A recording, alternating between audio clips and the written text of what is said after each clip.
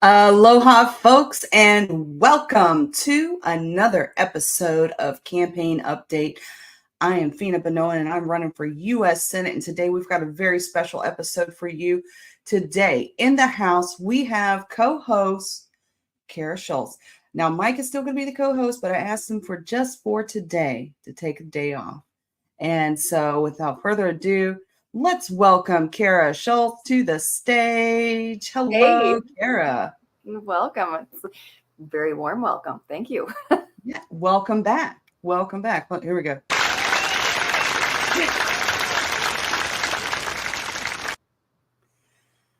So today we have a very important topic to cover. We're going to cover abortion. Yes.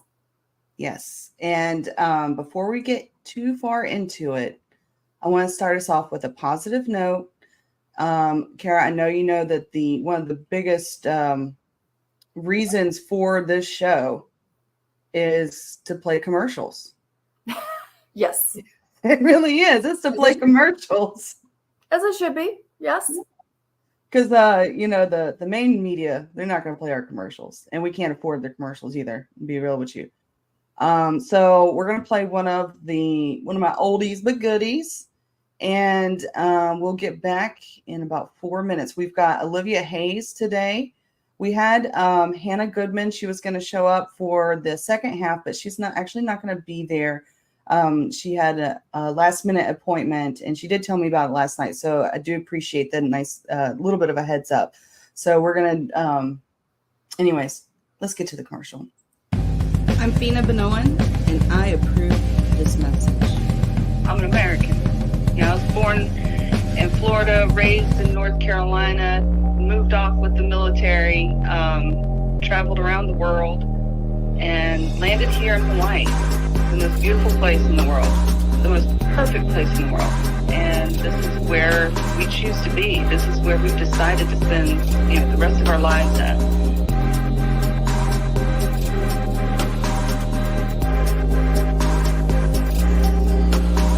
Being a child of a single mom that was like a waitress, and she made $2.13 an hour. She stole biscuits from Red Lobster for us.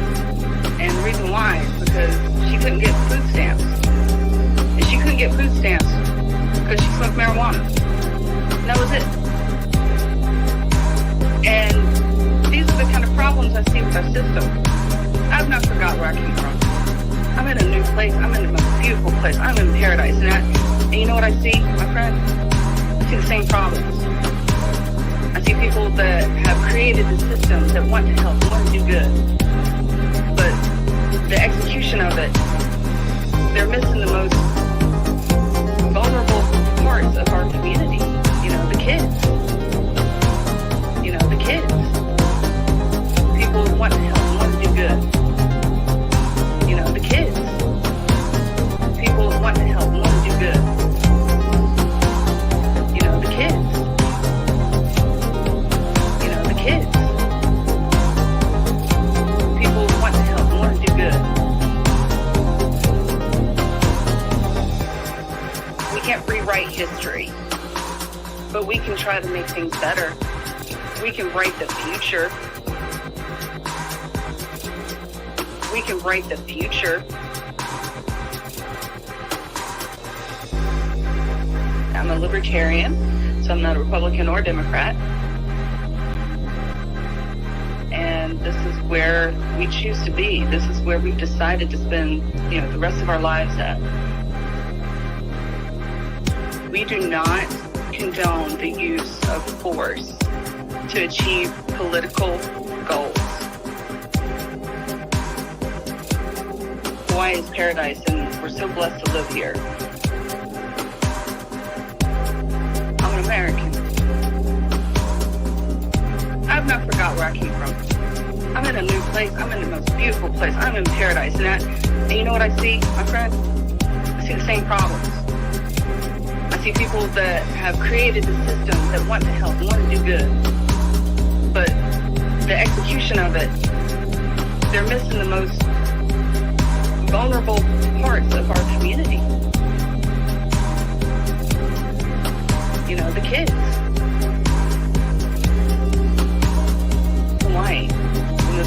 place in the world. The most perfect place in the world.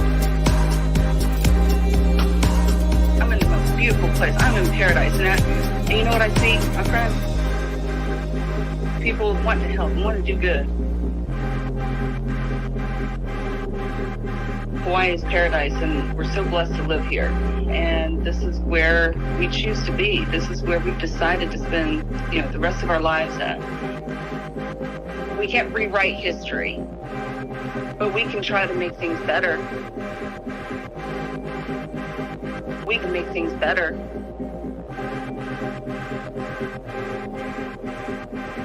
We can write the future. I'm Fina Benoan, and I approve this message.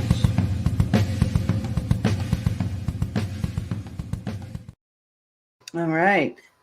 I like that particular commercial to start us off for this episode because, in the video, I talk about how my mom was a single mother of 3 children, and she could not get food stamps to feed us because she smoked marijuana. And I don't have children. Kara, do you have children? I do. You do have children. How many children do you have? I have one child. I knew my capacity limit and stuck with it. So my mom had 3 children, but when I was about maybe 10 years old, around that same time that we weren't getting food stamps and, things were really hard for us. Mm-hmm. My mom, she had an abortion. Mm-hmm. She had an in-office abortion. So I remember the day that it happened. I didn't know where my mother was. Like, a 10-year-old girl, and I don't even know if I was 10. I might have been even 9. And I didn't know where my mom was. She wasn't home from work when she was supposed to be, and I remember it was such a weird time that I knew that something important was happening for some reason. I knew that something important was happening. And she came home and, she told me about what happened. Mm-hmm. And, it was a very emotional experience. She was crying. She was in pain. And it was not an easy choice. It was not an easy choice. But she already had 3 kids. Mm-hmm. She already had 3 kids. She already was having a hard time with those 3 kids. And that would have been kid number 4, different daddy. And once he found out, he wanted nothing to do with her. And I actually liked the dude. I remember I drew a picture of us all as like cat type people, like little kids.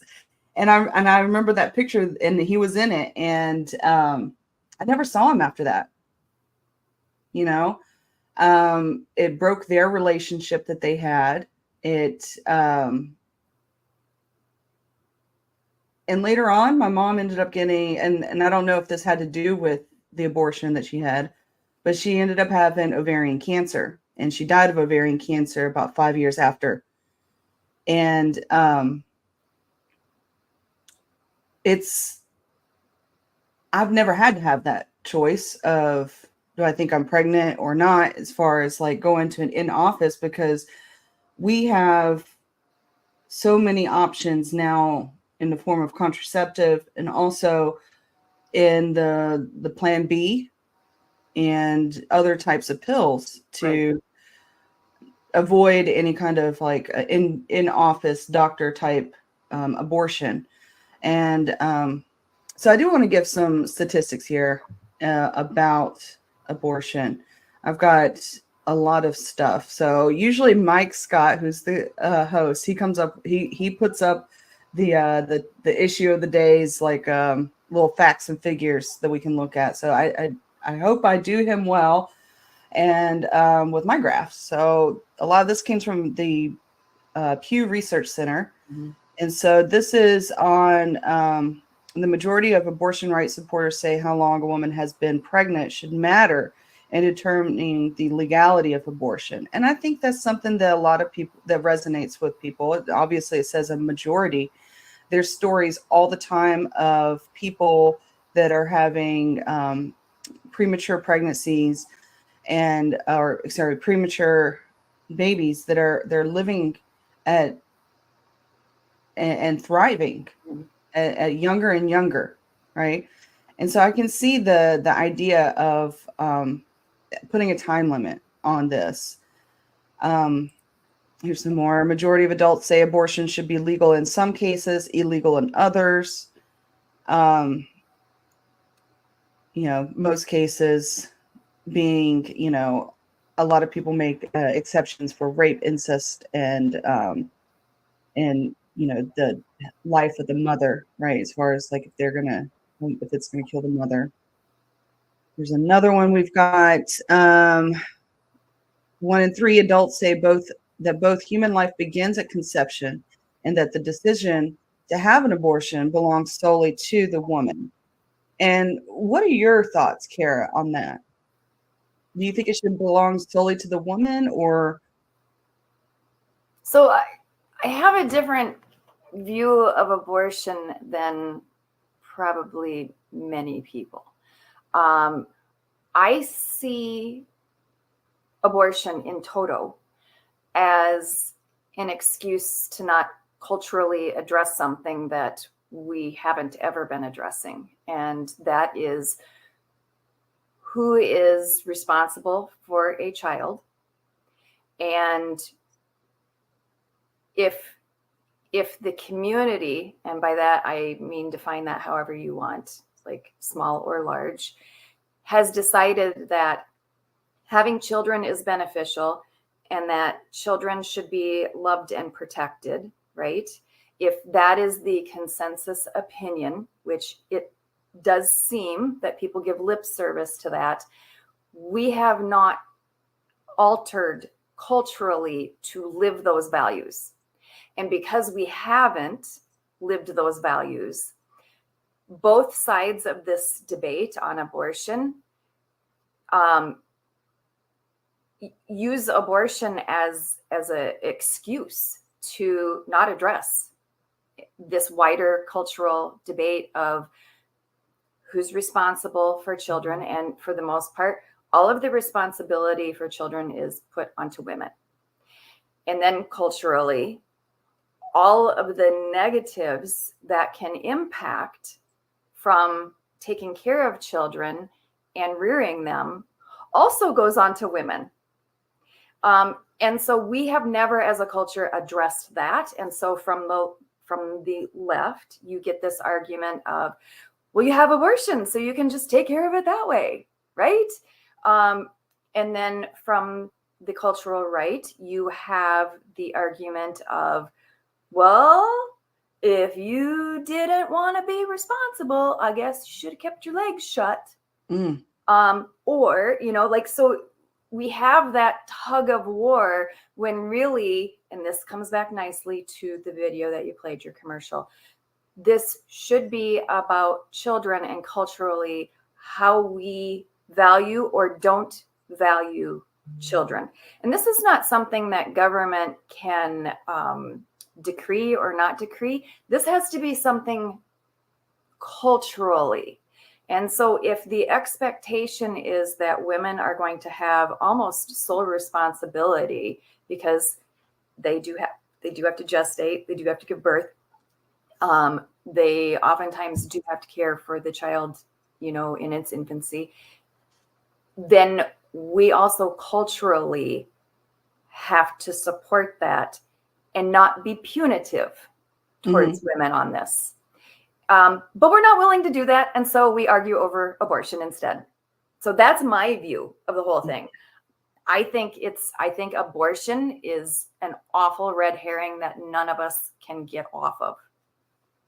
I agree with you on that, because when I talk to people that are pro-life, I tell them I'm pro-life too. I do, because I am pro-life. I'm pro-life, liberty, in the pursuit of happiness. Yep. And if you're not willing to, I'm also, open markets, free and open markets, and I don't believe in slavery. So are you going to compensate the woman for her time? Are you going to provide her with free health care? If you're forcing her to go through this procedure, are you going to hold her job open? Are you going to, who's going to help the company? That's a body that needs to be filled. We just don't have the kind of system to support forcing women to carry to full term. And we're also at this really great point in our life. I told you already that premature babies, they are being born younger and younger and surviving and thriving. Mm-hmm. Where's their help? If you really want to save that child, you really pro-life, save the child, take care of the child. And now it's a burden on the state, and nobody likes that, right? And then we're not willing to step up to the plate. Like, as a culture, we give lip service that we love children, and yet our every action shows that they are an annoyance and an inconvenience. Everything in our culture is about maximizing work out of people. And so anything that takes away from that is really punitive. If you wonder why we have fast food drive-ins, it's so that you can, quickly get food, eat it in your car while hitting the bank in the drive-through, but get back to work, because how dare you take time off to actually do anything? Everything in our country is maximized for worker production. Mm-hmm. And kids take away from worker production. So we have to decide what we value. Yeah. We are living our values. We are. They're just not particularly good ones. Well, I do have a little bit of a campaign update that I'm going to go through a little bit. Let's see. Let me take this little scroll off I put on here. We do not believe in legislating morality. We don't believe in giving government more power, even if it's to ban something we find abhorrent. So just putting it out there, folks. That falls under the force and fraud. So Liberty on the Road. Let's go to it. All right. So this week, after the last week's Tuesday episode, I did end up making it to the Space Coast Political Hobnob. Thank you, everyone that showed up and voted for me.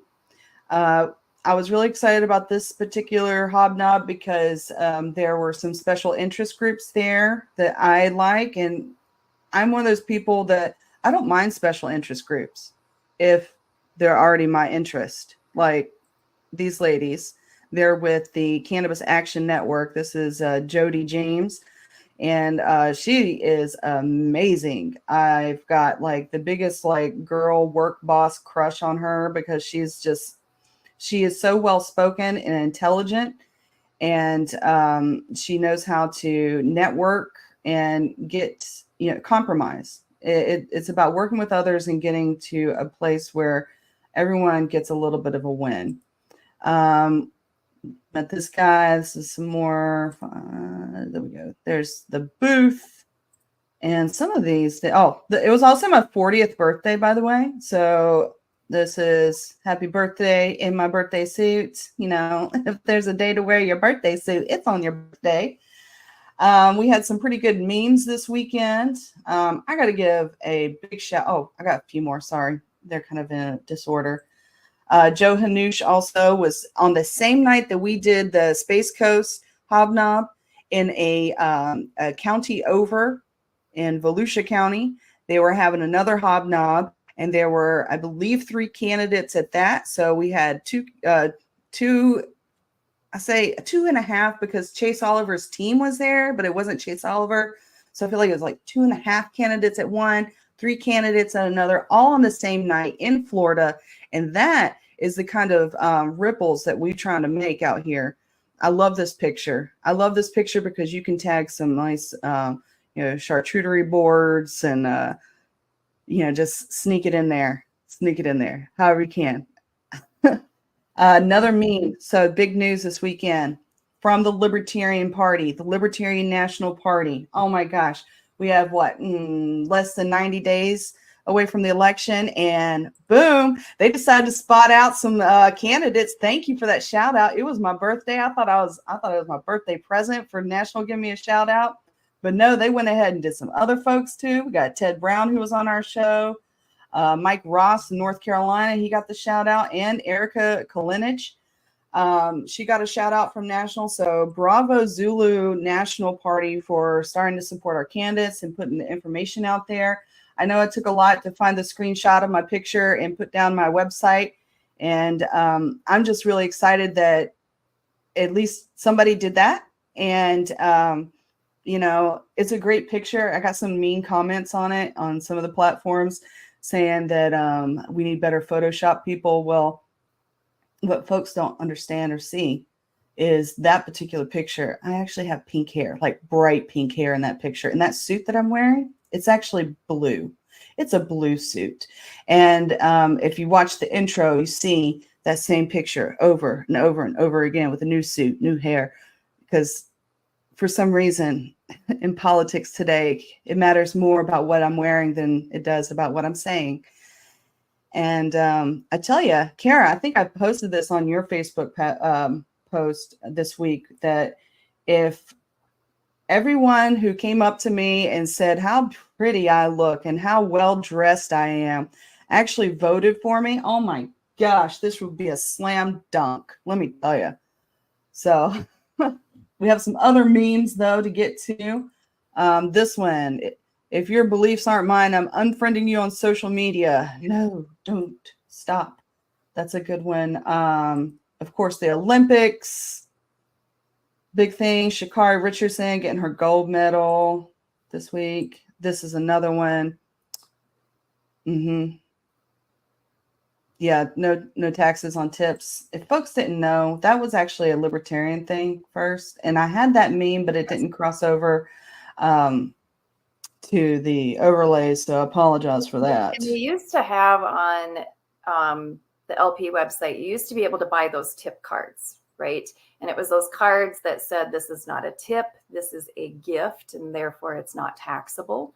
And then it would have either the, lp.org information on it so that they could join, or you could get your state's affiliates information on that. And I wish that lp.org still did that. I know some states individually offer those still, because those are great for moments right like this. Yeah. It's the proof.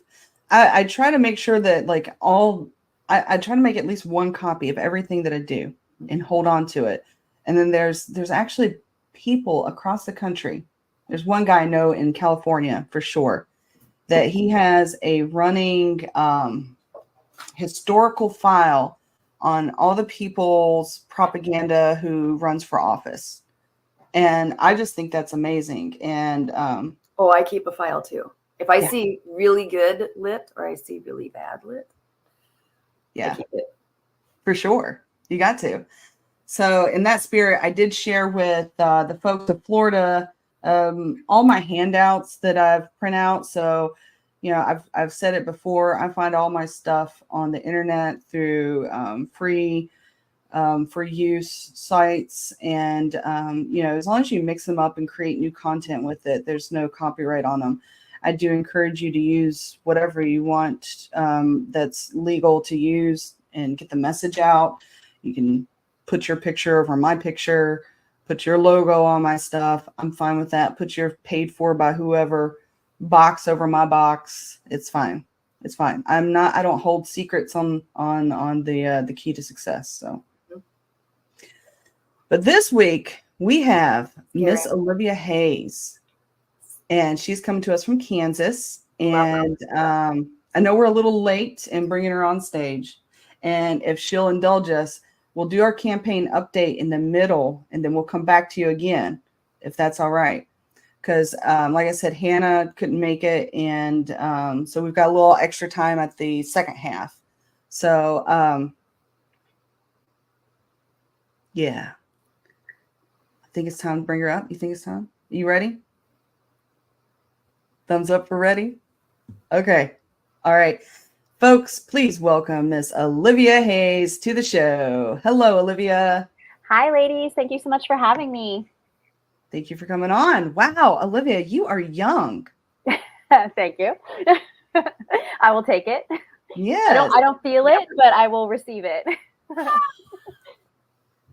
I have been getting that on the campaign trail, people being like, oh my gosh, well, if this doesn't work out, I mean, the runway you've given yourself by starting now. So yeah, I'm starting to really, really get it. Okay. So, I mean, are you over 30?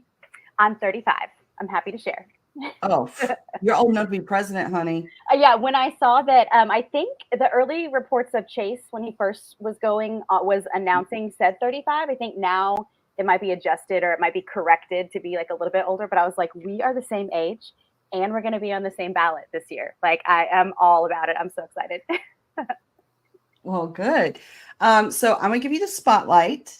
And if you want to give your 2-minute elevator speech, say who you are, what you're running for, and what are some of the key issues, and go. Okay. Hello, everyone. My name is Olivia Hayes, and I am running for Senate for Kansas in District 30. And there's just been a lot of libertarian momentum in my district, specifically my area of the state. We technically have a libertarian mayor. And so I'm at the point where my party and my friends have been asking me to run for a long time, and I never quite thought it was the right time. But here we are. I believe it's the right time.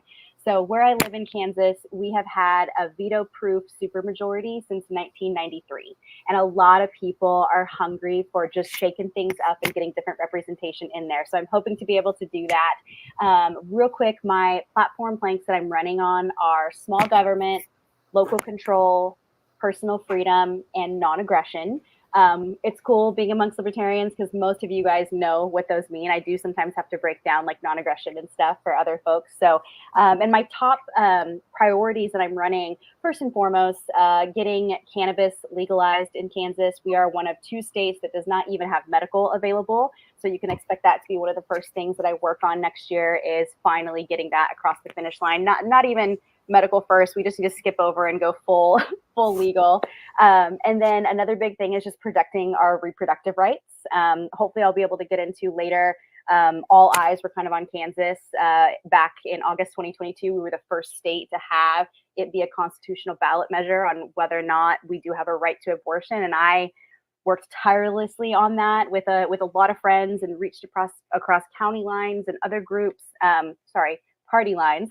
And it was a big success. And we've continued to have to really stay on that issue. So cannabis, reproductive rights, and then taxes, man. Every person that I reach, every person that I talk to, knocking on doors or walking in parades is crushed by taxes, whether it's a specific school tax or whatever, depending on the municipality. It seems like everybody is just crushed by it. So there are so many opportunities and places where we can lighten that tax code, if not get rid of it altogether. So yeah, that's my quick, I don't know, hopefully it was a couple minutes, but happy to break it on specifics here in a bit. So what's your experience? Like what do you do in life apart from running for office, which a lot of folks don't understand? That is a full-time job. It really is. Yeah. So my background is actually in digital marketing. My husband and I co-founded a marketing firm that we ran for 5-6+ years back in Texas. And then when I moved to Kansas, a lot of my clients at the time were tourism based, so very specific to the area. So in Kansas, I just kind of do consulting and little projects here and there, but not running a full firm day to day, which I actually kind of like this gig better. And so I've worked on a lot of political campaigns. I've worked with a lot of candidates, and I used to be the state marketing director for about, 5-6 years for the state party since 2020.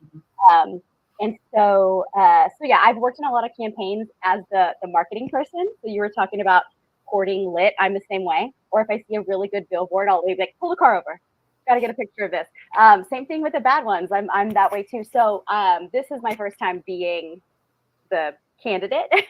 So it's kind of nice. I see I'm kind of getting it full circle. So I'm understanding things that candidates used to tell me in the past. I'm understanding it now. So yeah, that's my background is digital marketing. Okay. You did a beautiful job for your state affiliate. Thank I just you. want to tell you, I've seen your work on some campaigns too. but you did a truly beautiful job on your state affiliate. Thank you. My motto was always, because it got hard. It got hard to keep that position just over the years. It's gotten more and more difficult. I'm actually not in that role anymore, but my goal was always, if I have to walk away from this at some point, I will leave it better than I found it. And I believe that I did do that. And that made it to where when it was really time to walk away from it, it made it to where I absolutely could honor that boundary because I felt like I did that. So I appreciate that. Marketing is a thankless job anyways, let alone with libertarians. Yeah. So I'll go over your website real quick. So we've got come over here. Oh, here we go. Got some good stuff here. So what cities are what cities are you included on for Kansas? If you go to that second tab, the district map. Okay. So this is an issue that I'm actually getting ready to have to really blow up. They totally messed with the congressional maps a couple years ago to where you can see I've got like a little bit of sliver of Wichita. I've mostly got rural unincorporated areas, and y'all would not believe a video surfaced this week from back in 2020 when they passed this map. That is the lady that had the seat. So not the incumbent right now, but the Republican that had it before. And she straight up said, we have to maintain supermajority because for District 30, if we don't get Republican neighborhoods clumped together, we're going to lose it. And I'm just like, I lost sleep over that video last week, and I'm getting ready I'm going to do a mailer. I'm going to get some media focusing on it. So yeah, basically I have just little small towns. So Mulvane way down at the south is like the one town that I have all of it in, but I don't get, it's just funny the way they've carved out parts of Wichita, and it's mostly farms and stuff, but the joke's on them. I live out in this area. I live in the bottom right corner. So like, these are my neighbors. I speak their language. So yeah, we'll see, but the maps have been a whole, there's people who have been in my district their whole lives that now all of a sudden aren't. And it's because of the maps. And of course they didn't tell anyone, passed it quietly. And it's just, yeah, it's a mess. But yeah, south of Wichita. Okay. So on the issues. Politics. What? Yeah. That's what we call politics. Yes. Yeah. And I'm designing a mailer right now that is basically saying, like, regardless of if this is your party, you cannot be in favor of cheating. Like, there's got to be a better way. So we'll see what happens with that. But oh man, was I furious when, like, I know that was their point. That was the reason for it. But for her just to say it on camera, oh man. Yeah. So one of the things I like about your issues is you have a lot of pro stuff. A lot of folks, I mean, you are a marketing person. I assume, communication, and like when you say anti and no a lot, that gets anti and no in the people that are reading your material. And so if they get anti and no in their mind about you, they associate you with no, and you want to associate pro and yes with your name. Yeah. So marketing is one of those things that you've got to think beyond what you want to say. You've got to think about what the other people want to hear. Yeah. And I really fought for having that page on my website. Some of the folks on my campaign team didn't necessarily want me to be so forthcoming with certain issues, but one of the earliest pieces of feedback I got from talking to people was they're so tired of being told one thing in one way and it not being a real answer. They want to be able to know definitively. And so that's why I put it out there. And I've gotten at least 2 messages from people, kind of like the way I feel about Chase, where they're like, every single thing you say, every single position, I agree with you on. Like, there's not one thing that I would do differently. And I'm just like, how often do people get political candidates that's the case? So yeah, I was big on having all sides. And yeah, I feel like if you're so anti, people are going to think, well, then she couldn't possibly agree with this part of my life or this thing that's important to me because she's just anti all the things. So yeah, I usually I lead with my issues, right? Let's see what. It's raining issues over there. I lead with my issues. I went ahead and docked up my own picture. But let me get one that's not. When I lead with my issues, I usually tell people you're probably not going to agree with maybe 20%. You're not going to like 20%, but the other 80% you're going to like, and you're going to want it. You're going to want it so much that the 20% that's not that bad, it's going to make sense. Yeah. I tell, because we door knocked on both Republican, Democrat, Independent, and Libertarian doors. And I told the folks from the major parties, oh my gosh, I lost my train of thought. I told them I want us to there's so much that I can agree with you on. I want us to work on those things first. And then further down the line, we can fight. Like we can fight next year or the year after. We can fight about the things that are different later. But right now, there is so much work that we can agree on. So many changes we can make to make the state better. Let's do those things first and save like you said, the 20% for another session. Right. So, this is your first run? Yes, ma'am. Okay. So what brought you to libertarianism? Oh gosh, that is a great question. It's one of my favorites. I ask it on my podcast too. So for me, it was the year that it was like Trump, Hillary, Gary Johnson. I remember looking at the other two candidates and just thinking, this cannot be the best that we've got, And then I remember I'm really big on going to candidates' websites and doing your own research and not listening to the media, right? And so I remember looking at their websites and kind of seeing some stuff. And then Gary's was like all the hot button topics. It was like, LGBTQ or gay marriage. That's not for the government to decide. Abortion. That's not for the government to decide. Cannabis. What you do with your body is not for the government to decide. And it was just so consistent. And it made so much sense that I changed and kind of never really went back after that. So. Excellent. So, do you have children?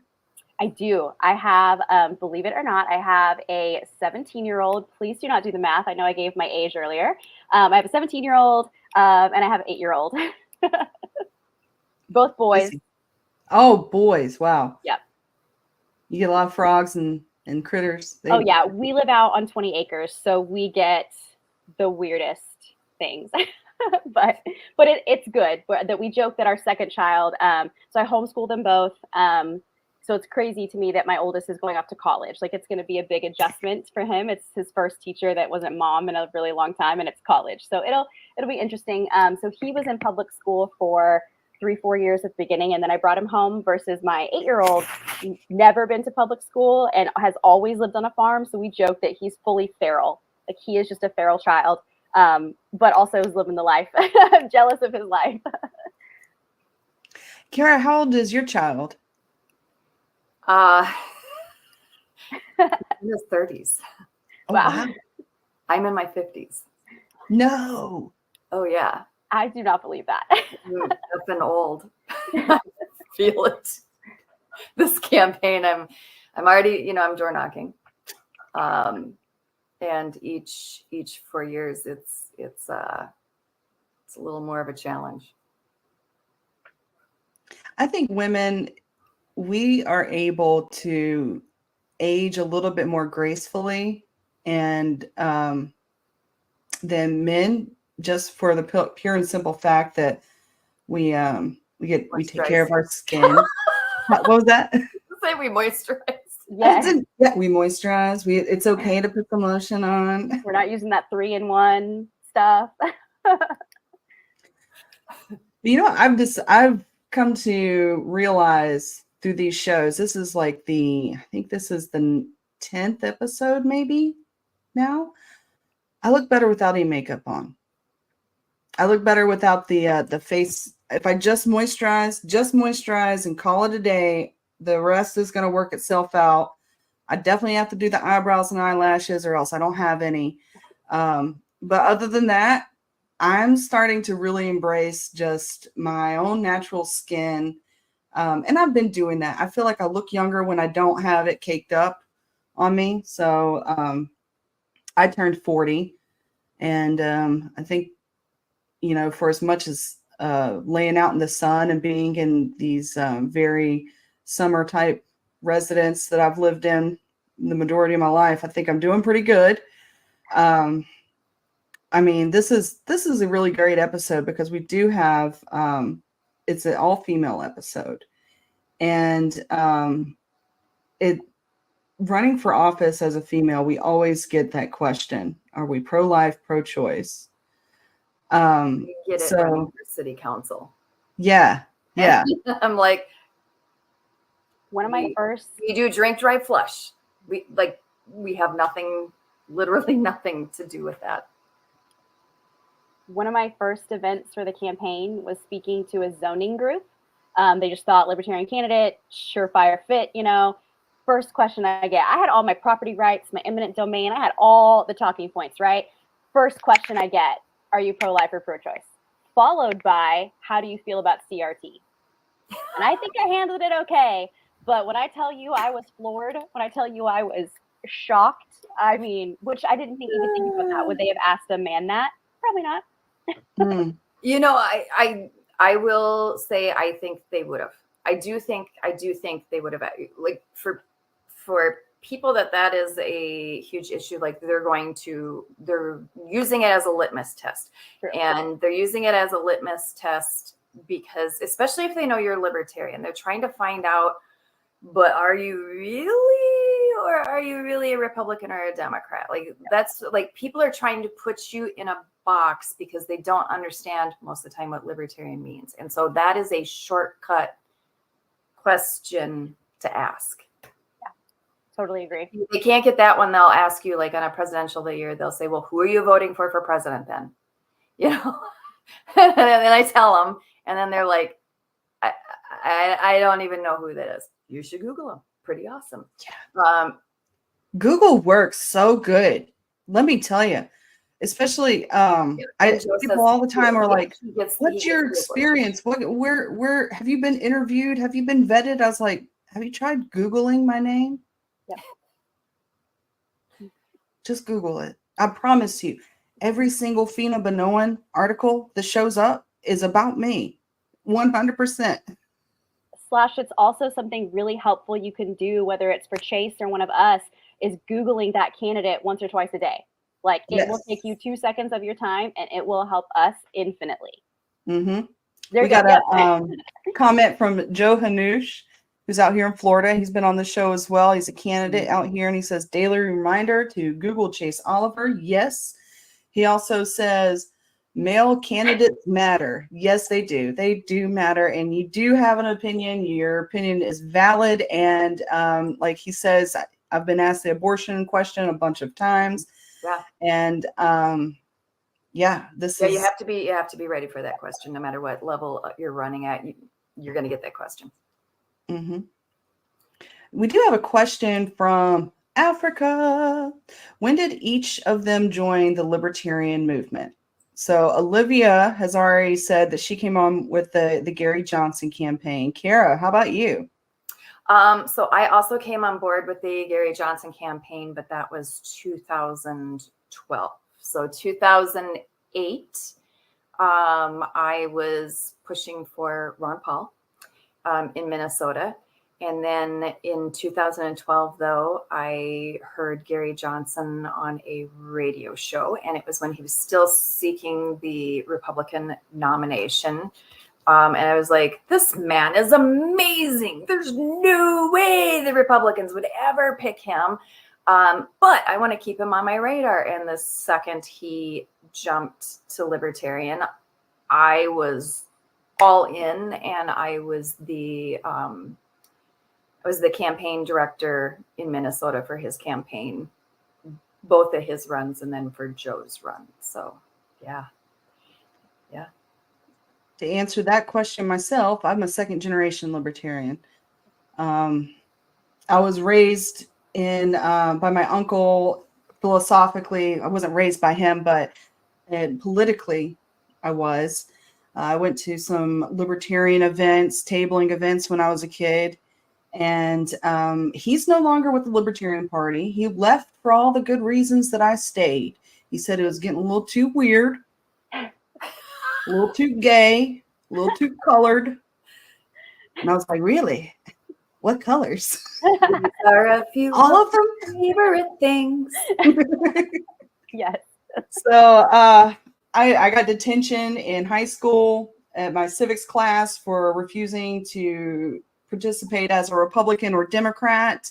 And not only did I do that, I kind of incited a small crowd of folks, 3 or 4 people that weren't going to participate either because they're like, screw the system, it's rigged. And I was like, yes, it is.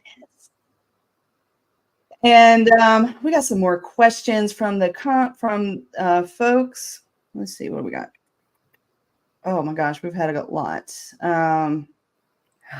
We got here we are. Okay, here's one. This is the long one. There is no we. Some people care and should have kids, and others should not because they are incapable either psychologically or financially to manage having a child. There are lots of parents out there right now who probably shouldn't be parents. 3 times as many pregnancies end in miscarriages as abortion. Sometimes it's just not meant to be. That's right. That's right. And, going back to what he said, my mom probably should not have, she definitely good on her for having an abortion. Not good on her necessarily, but I've never been mad at her for that. Right. I've never held that against her. She passed away, and I'm a woman that can't have children. I cannot have children. I would love the opportunity to have children. I've looked into adoption, and that costs a lot of money. Yes. It costs. Last time I looked into full-on adoption was back in 2020, and it was going to cost over $30,000. And none of that money went to the mother of the child. None of that money went to the future of that child. It all went to lawyers and agencies. And it's still buying and selling children. It's just we're not allowed to support the supplier. Yeah. And so I think that sucks. This is something I tell folks on the campaign trail is that, they like that guy that was like, oh, you're, pro-choice. And I was like, well, I'm pro all the choices, because what you don't realize, I have friends that have gone through embryo adoption or friends that are storing embryos. And they're having issues now too. I have one friend that's literally trying to move her embryos out of a not safe state into a safe one. And so I'm all of the choices, whether it's abortion, adoption, all of them. I really don't like using pro-choice because it's such a, I don't like that term, it was invented. It's just propaganda that I want to retire. So I try to correct them. I'm pro-choices, all of them. I want to protect them all because they're all equally important. Let me tell you, when you tell folks that are pro-life, that are anti-abortion, pro-life folks, that you can't have children and you wish that you could, find a way that you could take that pregnancy and put it in yourself, they are not for IVF. They are not for it either. They think that's just as much of an abomination as abortion. And to me, that's how are you going to be pro-life if you're not really pro-life? Yeah. I thought it was crazy in Kansas because it was really heated back in 2022 when we were voting on the constitutional ballot, and it was so funny when people were making their case against it. I was just like, y'all know that you can go to the state website right now and see that our foster homes are flooded. There are children sleeping on benches in the police department on rainy and cold days. So if you're so gung-ho children, I know you're going to be in line tomorrow, right? Like, I know you're going to be there signing up to be a foster kid or a foster parent. And it's just, the hypocrisy of it all. All right, we're going to switch gears because we're coming up on our Libertarian presidential update, but we have one more question, and I think it's an important question, and it leads up to the presidential update that we have at noon every day. And this one's coming from Daniel Fishman. What do you guys think about libertarians who try to put Kennedy on the ballot? I think if they are in a leadership position, they should resign immediately. Further, I think they're pieces of shit. Okay. There you go. My gut reaction was that they're not libertarians. And I don't mean that in the offensive way that most people use it. I mean that I genuinely, hear me when I say this, I want you to vote for the candidate that makes you feel good. I want you to vote for the candidate that you believe in. but do not come into my party and say that it is not Chase Oliver right now. Go be part of another party. That is fine. I want that for you. But Kennedy is not it. I remember one of the first guys in Kansas that was so gung-ho Kennedy, like before convention even, he was telling me how anti-state he was and everything. And I was like, bro, he's a Kennedy. He's American royalty. He is the state. What are you talking about? Like, you can't. Anyway, yes, if you want to vote for him, go and vote for him. But you do not need to use our party to do it. So back to, what do you guys think about libertarians who try to put Kennedy on the ballot? I wish they would work a little bit harder to get Chase Oliver on the ballot. I think that would be cool. I think it'd be cool if they put as much effort and enthusiasm into our own candidates, good candidates. We have plenty of them. So if we're on episode 9, this particular show that I put on just out of request of folks here in Florida wanted me to do a podcast, so I did it. We've highlighted, 9. We've had 2 shows where we didn't have 2 candidates on. So we're like, what, 7.5. So we're like, what, 15, 16, 17 now candidates on the show. It's not too bad. The national, how many have they spotlighted this weekend? They could have done they could do so much more. That's just, I would like to see, if you're working for the party, especially if you're taking a paycheck from the party, then you should be working for the party. Let's see, we've got some more stuff. If you are just like a rank and file libertarian and you have a view of like a different candidate, whatever, like you do you. But where I draw the line is if you are in some type of leadership position and you are using your voice in that leadership position, or your area of responsibility to go against our candidate, like our party's candidate, and try to get some other piece of shit on the ballot, resign. Yeah. You can do that, but resign your position. And it couldn't be happening to, Chase deserves so much better than this. My personal experiences with him and Mike both, they're amazing people. And they're the last people that deserve this. Good candidate, good person, both of them. And that's for me, I actually don't have that much of a problem with forming coalitions with independent parties or independent candidates. But you need to be putting in that same effort for our candidates. If there's not a pack for Chase Oliver and there's a pack for RFK, that's a problem. That's a big problem. Yes. And as far as RFK goes, for me, I think I would have supported RFK if he got the Libertarian nomination, because I decided ahead of the game, it's like, I'm going to support whoever the presidential candidate is for the Libertarian Party, regardless of who we put up there. And, that could have I definitely dodged some bullets there, but RFK screwed it up. He screwed it up over a year ago when he was at Pork Fest. He came out of Pork Fest and was like, I'm not going to get their nomination. I'm not going for it. I don't want to be there. Okay, don't. He said it a long time ago that he wasn't going to do it. Then why did he keep sniffing around? Why is he sniffing around still? Like, don't diss us in the media and then come ask us for fucking money. Well, he had a chance. Ballot access.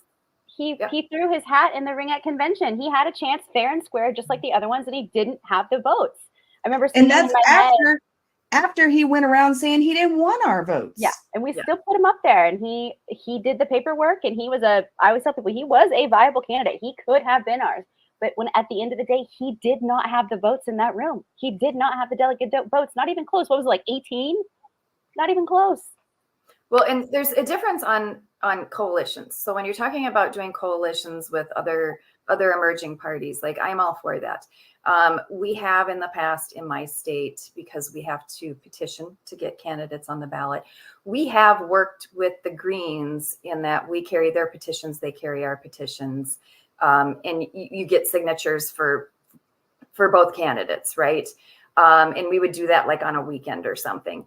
We didn't do it the whole time, but like we would do that. Or if we needed to do a lawsuit to try to gain ballot access, we would have other emerging parties sign on to that lawsuit.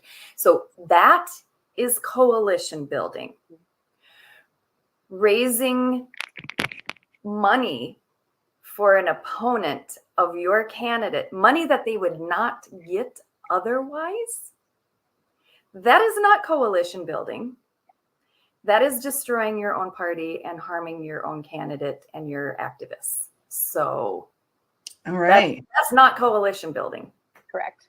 Yeah, and I've yet to see RFK. He didn't even come to the free and equal debate. I've yet to see him be like, all debate, but also include Chase. Like we do that here in Kansas too, because we have two other brand new parties. We have no labels in United Kansas, and I am happy to help elevate those candidates in any way, shape, or form, whether it's our own panel, our own discussions, our own debates, whatever.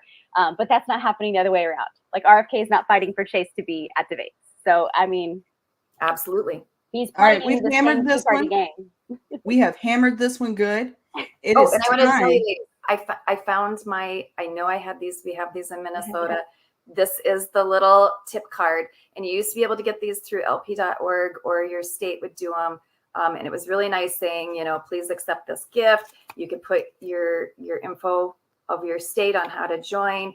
And then inside, they, of course, have the world's smallest political quiz. So this was something that was very nicely done. And I really wish LP National had not discontinued this. But yeah, I dug it out of my box. So when you saw me during a break, like frantically digging through a box, that's what I was doing, is digging through my lit box. All right, ladies, we're going to come back to you. But first, we have to go to our presidential update coming from Miss Amber Howe. So please stand by. I will come back to you guys after the presidential update.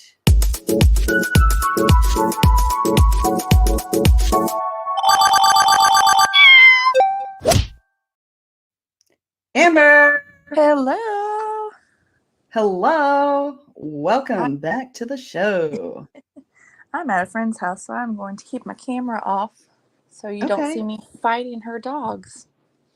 Well, okay. Yeah, we're more cat people, I think, on this show anyway. So, I mean, the dogs are cool. Dogs are all right. Just we prefer the cats walking across the screen because they're quieter unless they knock something off, Yeah.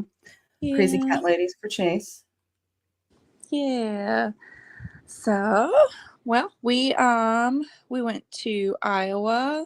Whole team went to Iowa pretty much.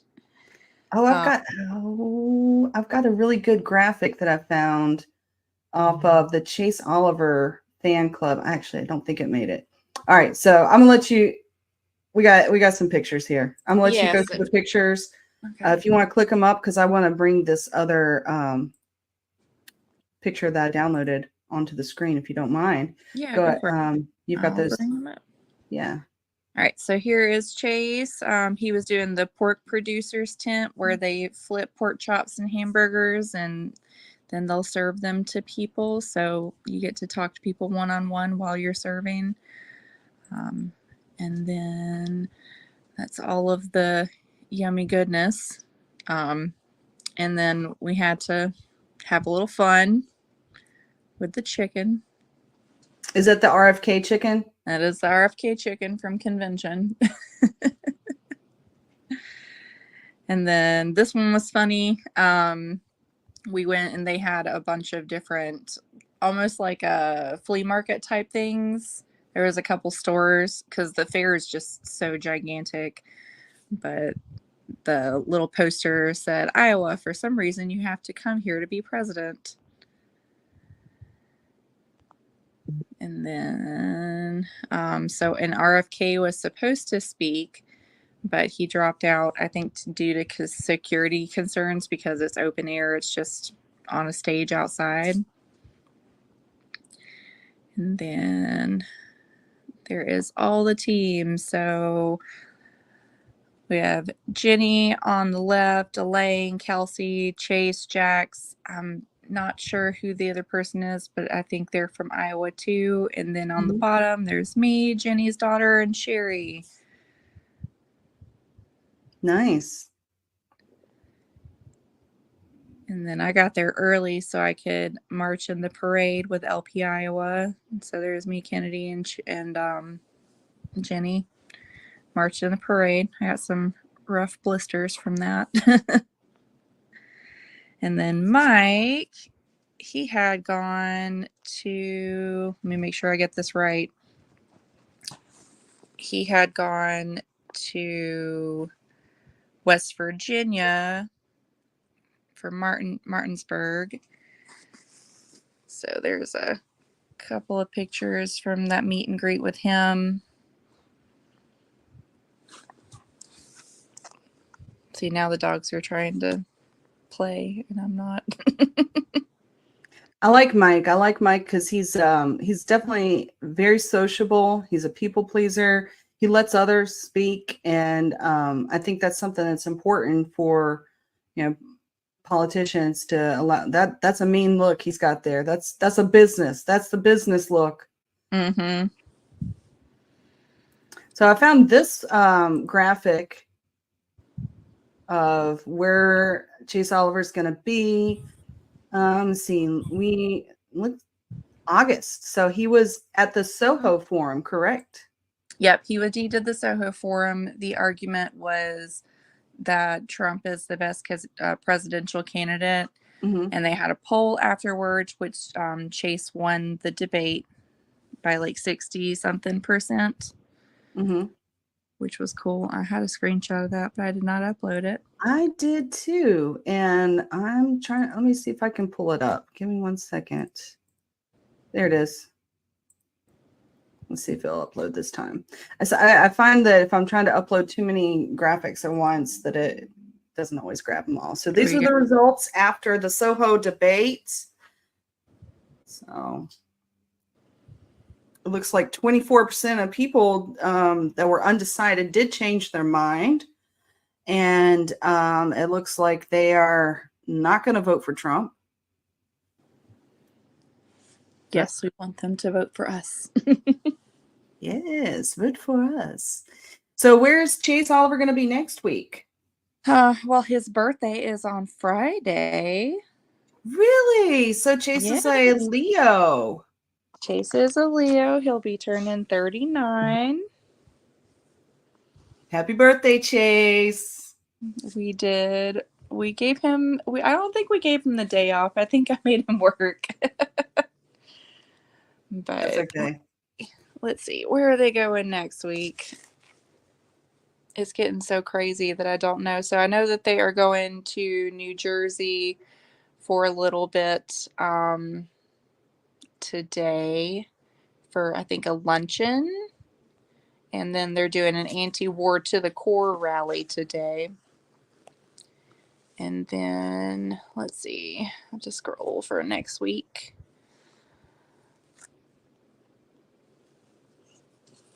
So Mike is going to the Iowa State Fair next weekend. And then I think he is doing Michigan, Wisconsin Day. And then we should be going to Iowa, I believe. Not Iowa. We just came from Iowa. Ohio. I think sometime next week. Yeah. So they're doing Toledo and a couple of other stops in Iowa. Or not Iowa. I keep saying Iowa. Ohio. Sorry. Ohio. All right. Well, Miss Amber, I thank you for always providing a great presidential update. Yep. And I did leave you a TikTok in the video section if you want to show that too. Thank you. Let me see. The TikTok, the eminent domain one. Yep. So that was a big thing for Iowa and farmers that were trying to install a CO2 pipeline, which we know how we feel about eminent domain. So, but we did Let's play it, and then we'll say our see you next Tuesdays after that. Well, Okay. right now we're heading to Fort Dodge to speak with farmers at a rally that's opposing eminent domain that's being used to seize farmers' property to build carbon sequestration pipelines. It's happening in several states across the country, and here in Iowa is no different. We want to speak up for property owners, for farmers, and their ability to do what they want with their property and not have the government steal their land, even if it's for something that they think might be noble to build. If it's a good idea, you shouldn't have to force farmers to sell their land below market value to do it. That's good. So hopefully we can do some more on the road stuff like that. Yeah, for sure. Well, Amber, thank you again for coming on. We'll see you next Tuesday. Look forward to seeing you. All right. I will see you in person next week as I'll be home. Yay! All right. See you next Tuesday. Bye.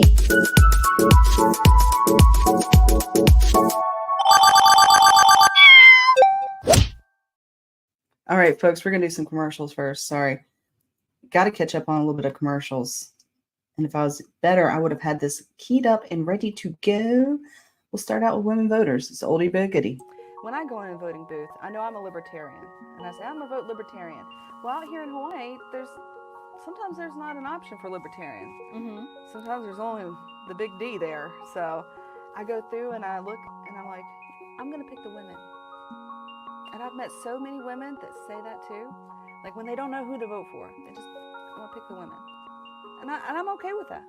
I don't care why people vote for me. And I'm trying to get into this Congress thing, trying to start a liberty movement out here in Hawaii. So, Awesome. yeah. Good for you. Montani Semper Liberi. Words that ring true in the hearts of every West Virginian. Mountaineers are always free. Free to live, free to be whoever they want to be. Bureaucrats shouldn't tell us how to live our lives, to tax us and waste our money. This November, West Virginia has a better choice for governor. I am Erica Kalenich, and I'm asking for your vote. All right. Welcome back, ladies. We're in the second half. Yes. And I have a Chase update. Okay. So in Minnesota, we needed to get 2,000 signatures to get Chase on the ballot. And so we validated. We do have a high validation rate in Minnesota. So generally speaking, if you get like 22 to 2,400, you're going to get him. So we did turn in just under 2,500 signatures to get Chase on the ballot. The due date is the 20th. So we got it done ahead of time. And thanks to, we had people working in Minnesota, the Chase director in Minnesota and deputy director, Anna and Sean, like they did amazing work on that and keeping people motivated. Bill Redpath came in for almost a week and assisted us. I know he's headed to Tennessee right now to help them finish up. He was in Kentucky helping them. Like, that man is an animal. Rick Stewart came from Iowa. He came up for 5 days and helped us. He's done petitioning for a long time. And so it was very nice for our younger volunteers to learn from him. So that was great. And we're really excited about that. And hopefully we get the news soon on getting the validation done and having him officially on the ballot. So. Okay. Yeah, I've seen that Chase Oliver's got Alabama. The petitions are in. We've lost New York. And I believe we lost Illinois. Yes. And that sucks. Illinois, New York was almost inevitable. Illinois was unfortunate. Yeah. So the second half, we're supposed to have Hannah Goodman on, but she canceled last minute. Sorry, but in spirit of good faith, I do want to present her website and share that with you folks so you can support other libertarian candidates. across the nation. So Hannah Goodman, she's running in Colorado for Colorado's 4th Congressional District. And last week we actually had another Colorado candidate. Looks like proven leadership.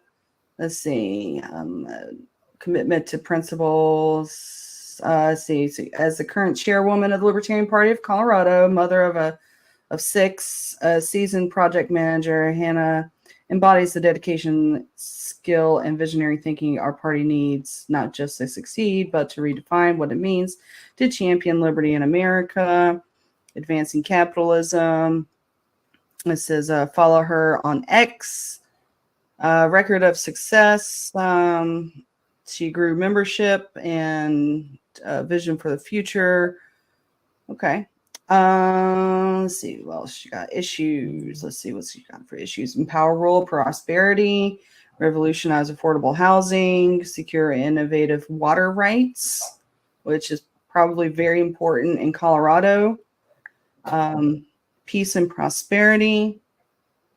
Sounds good. Let's see. That's a good mission. Let's see what mission is. I like it when people have different things like mission. Dedicated, prepared, ready for growth. From my experience in project management, to my tenure as chairwoman of the Libertarian Party of Colorado, my journey has been driven by a single passion: advancing liberty. My commitment to the libertarian cause is unmatched, and my vision for our country is clear. I learned more about my journey, why I'm running, and the endorsements that stand testament to our shared vision for a freer future. Vision for our country is clear. Okay. All right.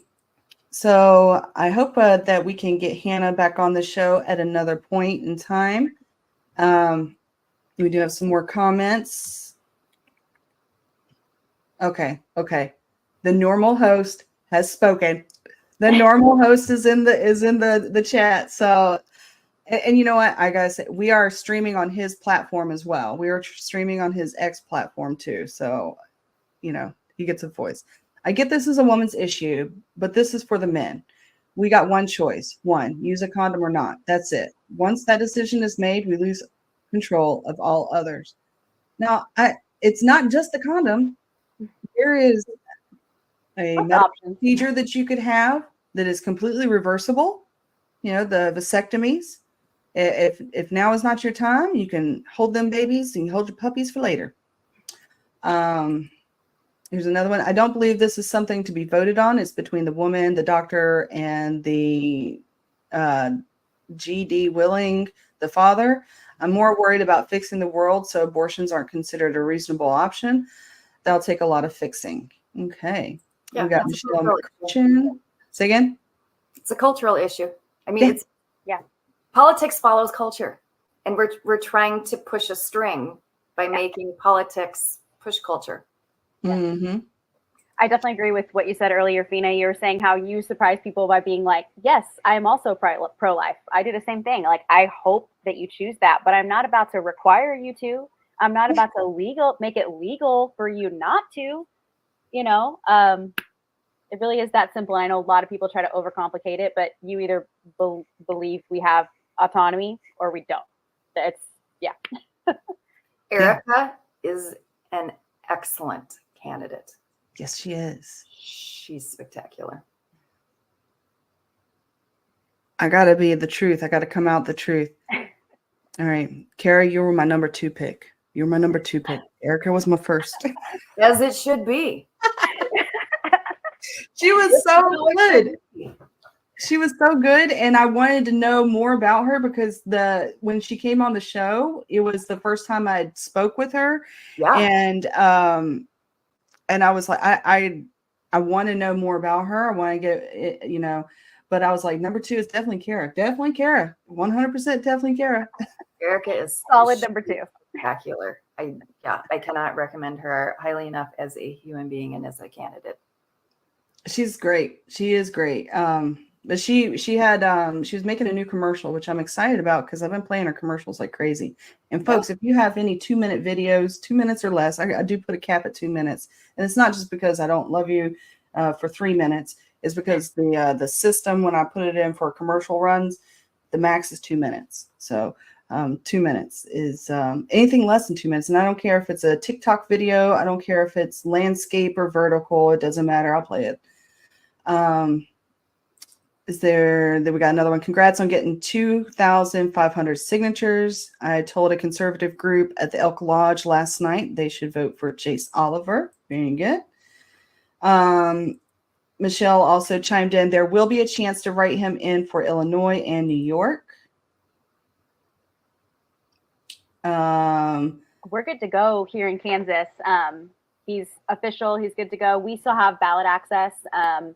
And we did recently get, there was something weird happening where if we didn't get the required amount for Chase, we were looking at potentially losing ballot access. And we actually got a decision from the Secretary of State. We didn't ask for it. It just kind of went out on the news, but they're not basing our continued ballot access on how we do with Chase. So it's been a whole thing here in Kansas, but we're just so relieved that it's not up for debate. We could get 0 votes for Chase. We're not going to, but we could get 0 votes for Chase and we would still maintain ballot access after November. So we were pretty nervous there for a while. So looking good to go here in Kansas. I don't know if anybody from Kansas is listening or needed the update. I'm gonna tell you right now, there are people from Kansas listening because my roommate is from Kansas. Cool. Okay. My roommate's from Kansas, so she's probably gonna kill me for telling folks where she's from, but there'll be people from Kansas watching. And that's the thing about this this show. I don't know who's watching.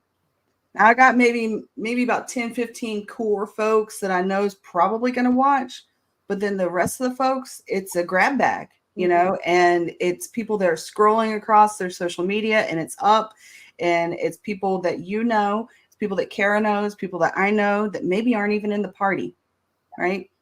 And or people from like 3 weeks episode ago, and they saw a little clip of their friend that's in Texas or something, and they decide they like this show and they tune in another time, and you know, you just never know who's going to be in the watching. So it's such a good way to get us used to get us to know the candidates, because like on the local level, I meet people all the time that are like, of course I would vote for you over a major party. I know you.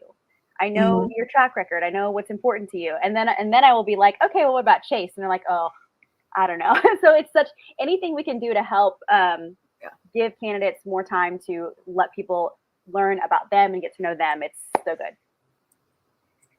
Yeah. I'm going to put this command copy in the banners so that this is going across real quick. It's your contact that you shared with me. Hey, there we go. We got some more comments to go through. Let's see. Another Mike Scott that's the bottom line. You either have autonomy or you don't. That's why you don't give government power over your body.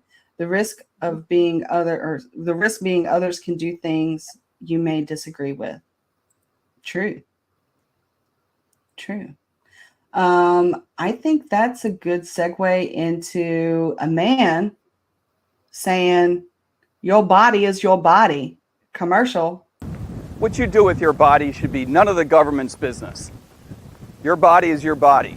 Your property is your property. Your life is your life. Vote Libertarian. My friend Chase Oliver is standing for president, and I'm out here running for vice president on the Libertarian Party ticket, because we believe that your decisions should be your own. Go for a run if you want. Or not.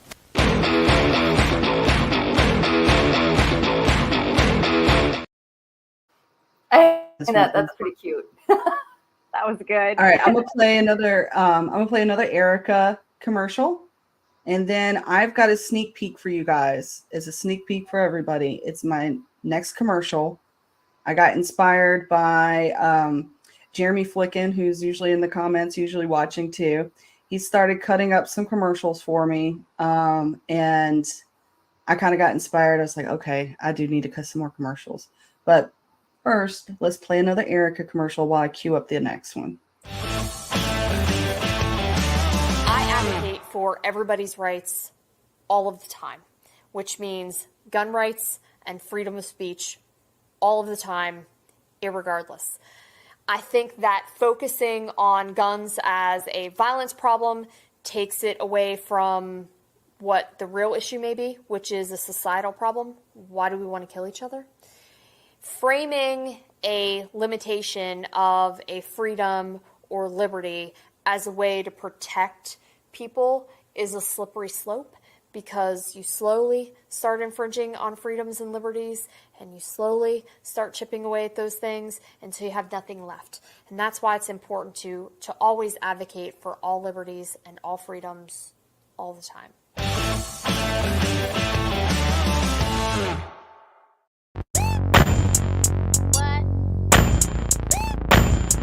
I urge this committee to end this game of whack-a-mole and vote no to House Bill 1613. You're meeting others where they are, and you're treating them with respect.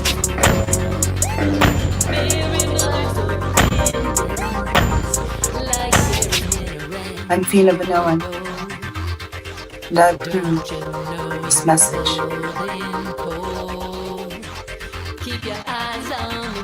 Imagine we have the same enthusiasm to build rockets, to go to outer space, as we do for building rockets, warheads, to send to foreign countries.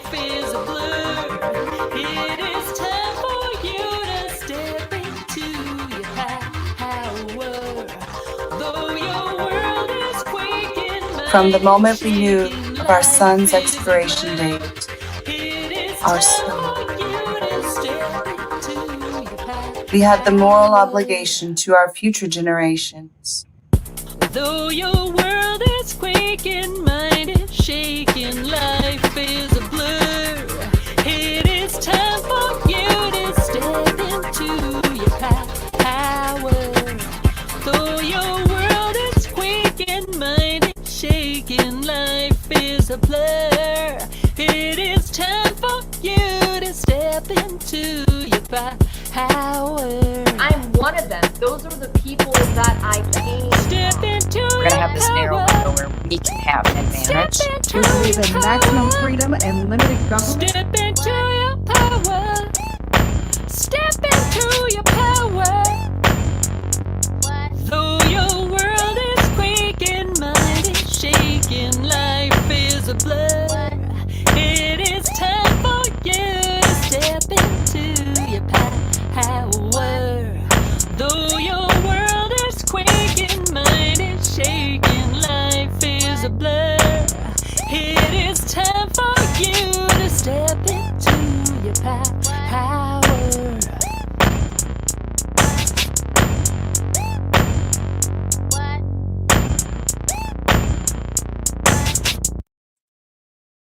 All right. So that's a sneak peek. Obviously, is not complete. It is not finished at all. And I just put in some alligator B-roll in there to hold space. But when you're creating video content, there's different ways to start. Some people start with the video and the images and then create music around it. And then some people start with the music and then create the images to fit the music. And for this piece, I started with the music. And I'm adding in, and Kara, I hope you're okay with me using that because I thought it was like such a good quote. Narrow margin of window that we can do something. I was like, that's perfect. Even though you were talking about AI there, I thought it was great. I like the little baby crocodile being all protected in there. I like that. Yeah, I mean, the crocodiles might stay. Some of the crocodiles might stay because that's Florida. Yeah, that's part of Florida. But this is an interesting election year. You know, we have great candidates. I think that the Democrats definitely played the Republicans hard on, you know, letting Joe Biden even debate. Looking at it now in hindsight, you know, they say hindsight is 2020. And I think that this has been a long game move. I really do. I think Kamala being a candidate this year, I can't believe the Republicans didn't see that coming. And there's, like you said, probably not talking about what I'm talking about, Kara, because you're talking about AI. There is a narrow margin that we have the advantage, and it's not just with, you know, us being women. It's about us going against the system. It's about us stepping into our power. It's about us having control over our lives and our futures, you know? And yeah, so this is, that was a little sneak peek. Hopefully I'll be okay. So I'm going on the road. Tomorrow. I'm going on the road tomorrow. I'll be in Pensacola tomorrow evening. And I'm not leaving the house until I finish that commercial. I'm not getting on the road till I finish that commercial. So I'll be ready to go for next week. And I might put it out early just so it's, you know, out there in the space. But we're coming up in Florida on what I consider the most dangerous time in an election campaign. And that is the days of the primary, because Primaries today in Minnesota. It's in primary today. Yeah. We had ours a couple weeks ago. Ours is on the 20th, but early voting started this past weekend. And if you've never run a campaign, you maybe don't understand this. And that is, there's going to be people that don't make it through the primary. Mm-hmm. And those folks, they either were running because they hated the incumbent, or they were trying to make a name for themselves. And if they're running because they didn't like the incumbent, then that's probably a friend, a future friend, you know, for the campaign. Possibly. Good chance. But if they're running just to make a name for themselves, they're going to be salty. They're going to be salty at you because you're going to be on the ballot in November. Their game is over.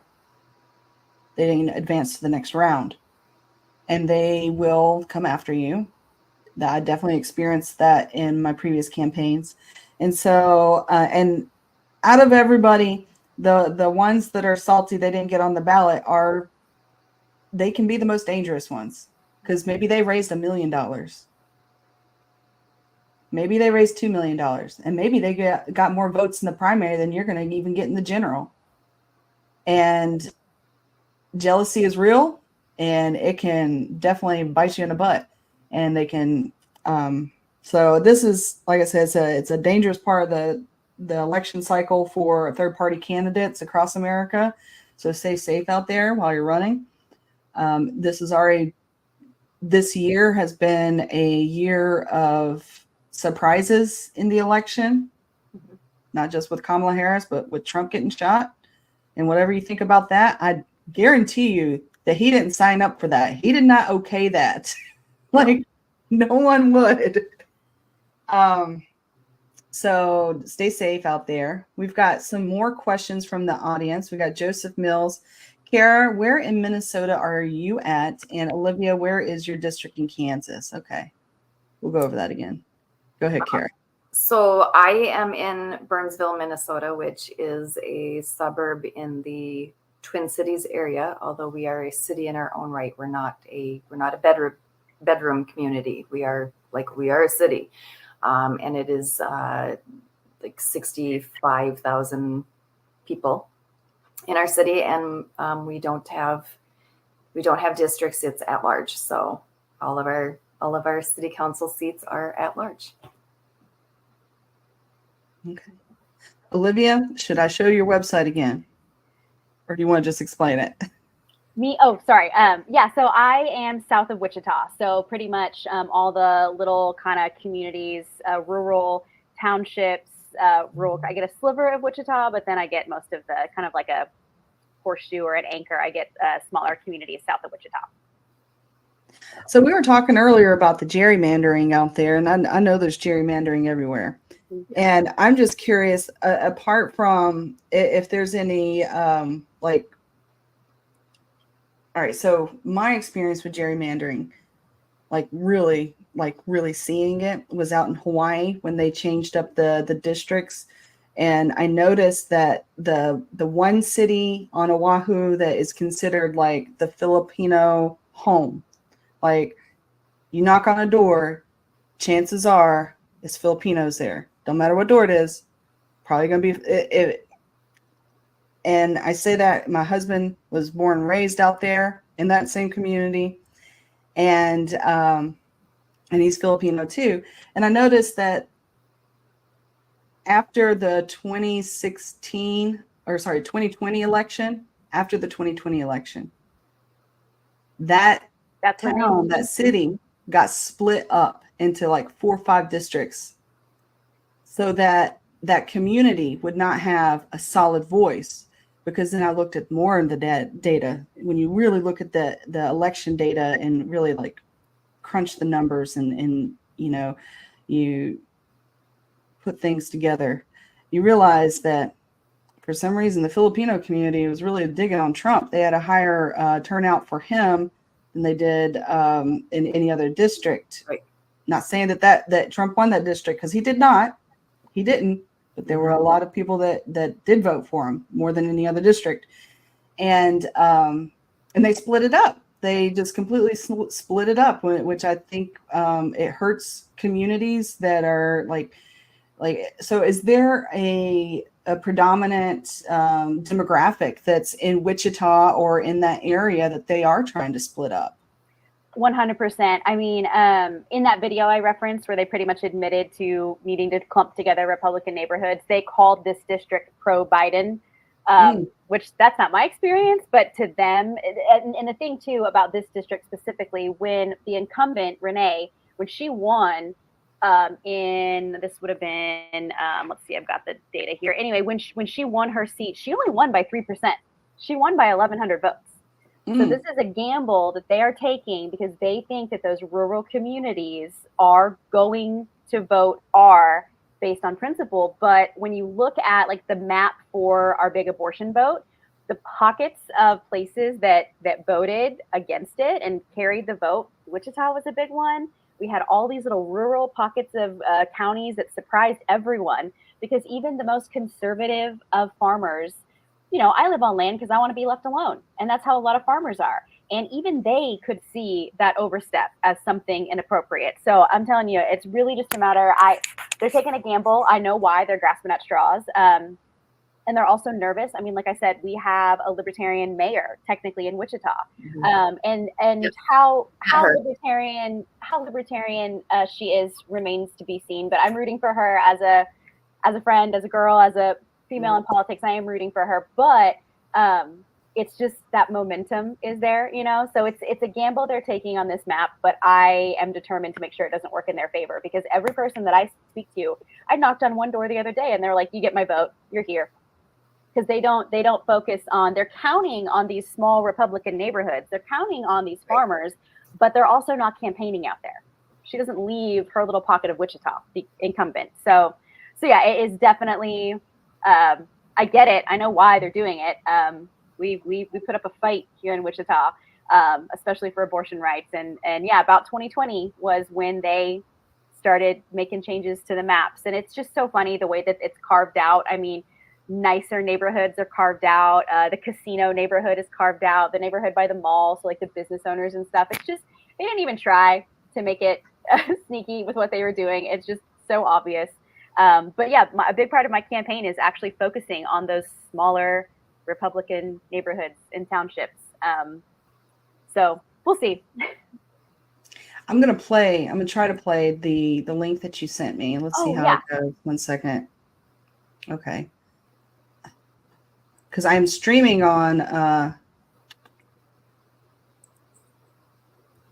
don't know how to make it go backwards. We're going to do it anyways. We're going to see how it goes. So I'm going the words. Yeah, I didn't think about that. I told her I don't really have a commercial per se, but I've got like reels because I live on Instagram. So this is from that zoning meeting that I was telling you guys about. And so I just break down my first 3 platform links. Okay.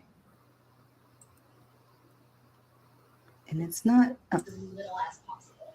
So for instance, yes, I believe that we should have a police force, right? I believe they should exist. But I do not believe that they should waste resources for things like simple cannabis possession or simple zoning violations that didn't hurt anyone. So it's a good example of small government. Local control. I don't think that Washington, D.C. should be making rules for Kansas. And I don't think Topeka should be making rules for Mulvane. I think that local municipalities, cities, and counties, they know what's best for their citizens because they live with their citizens. So we should be empowering them to be more in control of the rules and regulations in their towns. Personal freedom. So a big tenet of the Libertarian Party is the idea that you own all rights to your body and your property. And I fully intend on fighting for both of those rights for every single citizen in Kansas. So, for instance, that does include, when I say personal freedom, you own your body, you own your property, that includes what you can do on your property. So again, just like with police force, I don't necessarily want to see zoning rules and regulations completely abolished, but I think so many of them can just be relaxed. All right. Let me put your mics back on. Oh, that was good. That was good. I'm definitely down for any of those reels that you have. Okay. Send them to me and not an Instagram post though. Okay. Yep. I've got some on Facebook and stuff too, so I can go and find those. But Something I can download. Okay. Something I can download. Like Google Drive. So after the show, you will get on the email that I sent you originally. This got the link. This got the links on them to log on to this. There's a Google Drive link, and on that Google Drive, there is your episode will be on there, and then there's a folder in that drive as well that's called 2-minute clips. And so I take this full episode and I put it into the AI video editor that I purchased for the campaign, and it takes the entire episode and it searches for the best 2-minute clips that will go viral. And then I put, I look through them, I play them first. I try to tweak them to see if I can get like better angles or whatever, because sometimes it's not the best angle. And then the best of the best I put up there. I put up the best of the best. And so you'll have a lot this week. Yay, yes, yeah. All So, about a 2-minute reel. I liked your reel, and I want to point to your middle point, which is about local control. And the reason I want to point that out is, number one, yes, absolutely, absolutely, and that is an issue that at the level you're running for, and also the level I'm running for, that's an important issue. But the other reason why I want to point that out is because libertarians tend to use weird language that no one else would ever use. So when libertarians are talking about the concept of they want nullification, right? That is a term no one knows what it means, and it just sounds weird. It just sounds odd. No one knows what it means. And then when you start to try to explain it, it's not good. It is not good. But they could be talking about the concept of local control, which is what you spoke about, Olivia. You framed it as an issue of local control. That is an issue that most people know, most people understand. And there's also been decades of work on that by both Republicans and Democrats, who support it at the local level. And so there's already momentum behind that concept. That is already a favorable concept that has a lot of momentum behind it. And so libertarians, instead of pushing for local control and a concept that you just, give another nudge with the millions of other people that are currently giving a nudge to it, right? They come up with some dumbass shit and call it nullification and make it weird. They just make it weird. So Thank you, Olivia, for not making it weird. Yeah, definitely. Yeah. No, you're so right about we have to remember on the campaign trail that people don't know the things that we know as libertarians. I literally have non-aggression as one of my platform planks, and people ask me about that all the time. And of course, libertarians, I mean, we swear on it. A lot of us click that box just to be members. And so we really have to think. In marketing, I have a really mean rule that I used to use in marketing when it came to messaging. And I would tell people, let's say you have a post or you have a call to action or something. I would tell them, okay, now think of your your friend that's not the brightest. Think of your dumbest friend. Would they understand what you're asking for in that post? And it's mean, but it's true. Like, you have to think of the person that does not follow politics at all. Will this make sense to them? And I built on our governor candidate that I worked on a couple years ago. One of his platform planks was local control. So I got to see the way he explained it, what ways landed, what ways didn't. And it's no different than believing we say the biggest minority is the individual. It's the same thing. It's the same thing, but looking at your municipality. So yeah, I appreciate that. Yes. So very well done. I'm always looking for like libertarians that are framing things really well in their campaigns, or, you know, just in general, and that in a way that's easily understandable. Love it. Love it, love it, love it. And yes, like that is definitely something people can understand. And it resonates with a lot of people. No, someone in Washington, D.C. should not be deciding on where you can put your garbage can. Yeah. Well, and we see it with cultural issues too. I mean, like, for instance, Kansas had a bill now 2 sessions ago about, like, and I don't mean to open up a can of worms, but the topic of the bill was like women in sports and a high school and middle school level, like whether or not they were going to allow that. And the reality of the situation was it was not an issue in Kansas. I mean, I tracked it down. It was a couple of girls at the middle school level who wanted to like wrestle or something. It didn't need to turn into this big thing.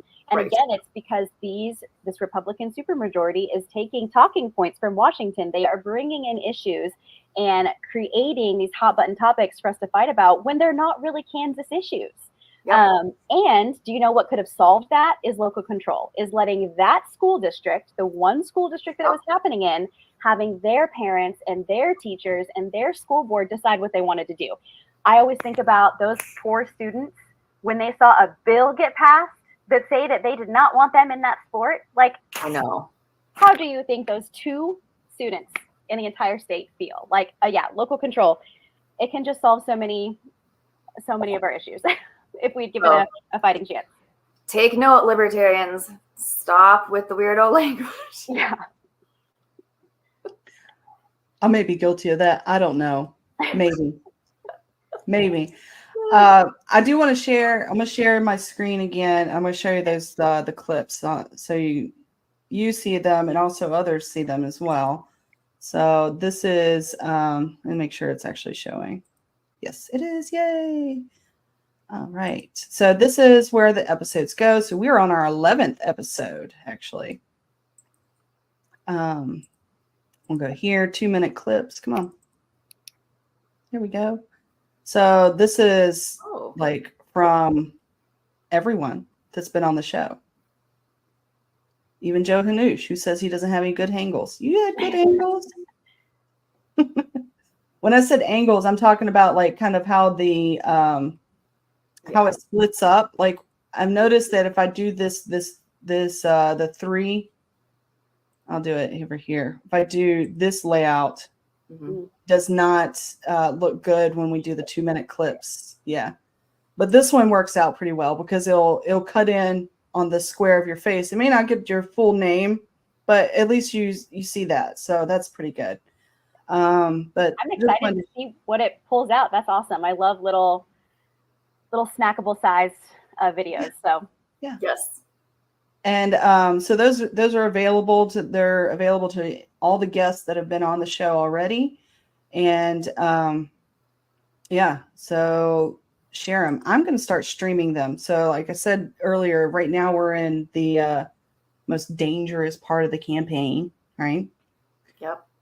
And if you know anything about show business, you can't put it all out in the beginning. You got to save something for the last, right? So after the primary, I will be playing those clips 3 times a day, like 3 clips a day. So that's my trying to make it bigger, right? You got to save some for the race. This is a long race. This is a marathon, and you got to save something for the end. And so that's what I've been saving. I've been saving that for the end, folks. It's so funny because some days I wake up and I'm like, oh my gosh, we're almost getting to the end. I gotta like really ramp it up. It's almost November. But then other days I'm like, I got time. Maybe that's normal. I don't know. First time candidate, but it's like I'm either rushed and freaking out that I'm running out of time, or I'm like, that's pretty normal. That's a pretty normal way for candidates to feel. Like right now, I'm doing deep dives into some pretty intensive data. I made my data purchase to get as much information as I could about, our residents. And so now I'm breaking them up into as small of affinity groups as I can so that I can create very targeted messaging just to those really small affinity groups. And so, the amount of time in a campaign, if you spend more time really in depth in your planning, and it takes up a lot of time where you start to feel a little bit of heart palpitations that you're not doing anything. But that really pays off for you because it's going to help you direct your efforts and your limited resources, which is your time, money, your volunteers, into the most productive areas possible. So I have everything on a calendar. Like when I'm running, I have everything on a calendar. And the first thing I do is put all the major dates on of everything, filing deadline, like everything. And then I put in all the major events in the area, get those on there. And then I start to say, okay, well, if I'm doing this parade, that means I have to have a special lit piece designed for that parade, which means I have to have it to the printer by this date, which means I have to have it designed by this date, which means, and I do that for absolutely everything. And it's all on my calendar. And then that also kind of helps with that feeling of panic that you get on occasion where you're like, oh, and you're like, am I on track though? Like, am I on track? And if the answer is yes, it's like, okay, Kara, just take a deep breath. Take a deep breath. You're on track. You're doing what you should be doing when you're supposed to be doing it. So that's one of the first things we did was have like a timeline of like each month and what events is it feasible to go to and not. And making sure we're spreading out the area and stuff. So anytime I panic, I just like kind of go back to the plan. I'm like, I got 2 more events this month. And I do want to brag on 2 things though. So one thing I want to brag on, I found out, so my treasurer for my campaign is also the treasurer for the state party. And he told me like last week or the week before that my campaign is out fundraising the party month over month. And so that's yay and also boo. It's yay. I think if anyone knows, I know. I think it's a good thing. I think it's a 100% good thing because we are a third party. We're a third party. We don't have a lot of funds in our party money. Yeah. And so if our candidates are out fundraising our party, that's a good thing. That means that our small resources are being used wisely. Yeah. In Kansas, we have, and I didn't know about this till I ran, but we have like if you're going to raise less than $1,000, there's like a waiver you can sign with the state to just basically say you don't really have to do, like that's the last thing they need from you. You don't have to do anything else. Right. And so I had a friend who works in this realm reach out and be like, hey, FYI, that deadline was today. And I was like, I know you think that because I'm a libertarian that I'm working with limited resources, but I am well over that that waiver. So definitely proud of the people that are supporting and the team. And it just goes to show that I don't know, my style of messaging libertarianism, especially locally, like it does work. And so it's, I famously ran for vice chair this year and got pushed out for reasons. And so when I got that message that I was out raising a party, I was just like, man, it's such a shame because I would have done this for my state party. I would have raised this money for my state party and I still will someday.